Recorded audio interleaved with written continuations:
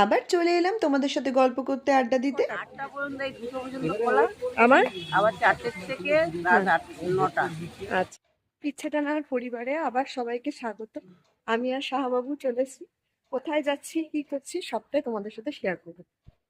আমাদের বাড়ি থেকে মেট্রো স্টেশনের দূরত্ব অনেকটা, কাজেই হেঁটে হেঁটে একদম হাঁপিয়ে গেছি। তোমাদের সাথে কথা বলতে বলতে মেট্রো স্টেশন পৌঁছে গেছি, টিকিট কাটাও হয়ে গেছে। আমরা নেতাজি থেকে উঠেছিলাম, আর উঠতে না উঠতেই মেট্রোটা চলে এসেছে। কিছুক্ষণ পর আমরা নেমে গেলাম গিরিশ পার্ক স্টেশনে। বাবারে বাবা, কত সিঁড়ি! কি করে এত সিঁড়ি টপকে টপকে যাবো গো? এবার আমি স্টেশন থেকে আমরা বেরিয়ে যাচ্ছি। স্টেশন থেকে বেরিয়ে আমরা সোজা অটো উঠবো। আর এবার আমরা চলেছি অটো করে। কোথায় চলেছি? মানিকতলার মোড়। এটা হচ্ছে মানিকতলা তার মধ্যে বাজার। কিন্তু একটু ফটোশুটও করে নিয়েছি। আর আমরা এইটা হচ্ছে হোমিওপ্যাথিক মেডিকেল কলেজ।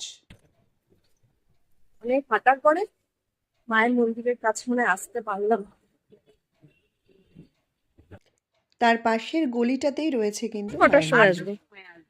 8টা থেকে কটা? 8টা পর্যন্ত, এই 2টো খোলা। আমার আবার 4টে থেকে রাত 9টা।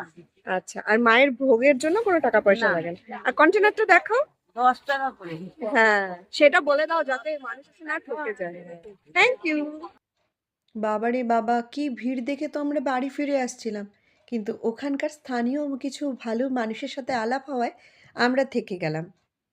এই দাদার দোকানে আমরা খাওয়া দাওয়া করলাম। মোটামুটি অনেক কিছুই পাওয়া যায়, পরোটা, ঘুগনি।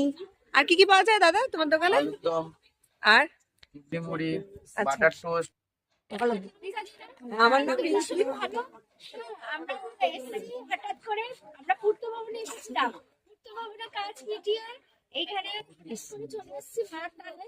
তবে 4টের সময় মন্দির খুলবে, দেখে দর্শন করে যাব। আমাদের সবাইয়ের সাথে খুব ভালোভাবে পরিচয় হয়েছে। তবে বৌমাটা খুব মিষ্টি বৌমা, খুব ভালো বৌমা আমাদের।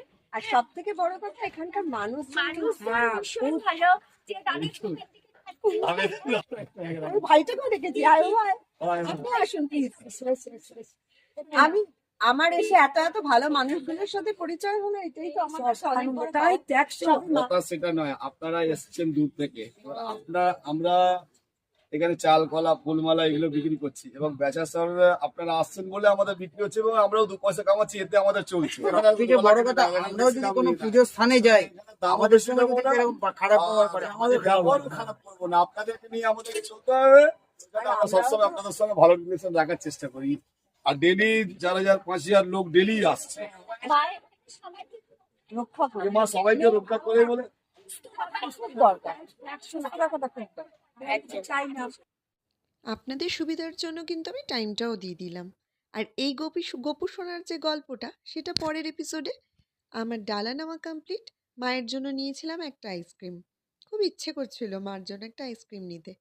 ঠিক ডট 4টের সময় মায়ের মন্দিরের দরজা খুলল। অপেক্ষার অবসান। সবাই মিলে চলে গেলাম মন্দিরে মাকে দেখব বলে।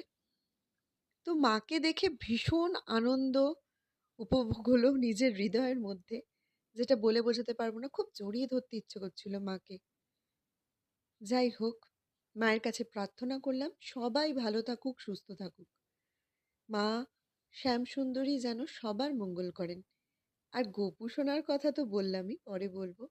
ভিডিওটা যদি ভালো লাগে, লাইক কমেন্ট অবশ্যই করবেন। আর কমেন্টে কিন্তু জয় মা শ্যামসুন্দরী লিখতে ভুলবেন না।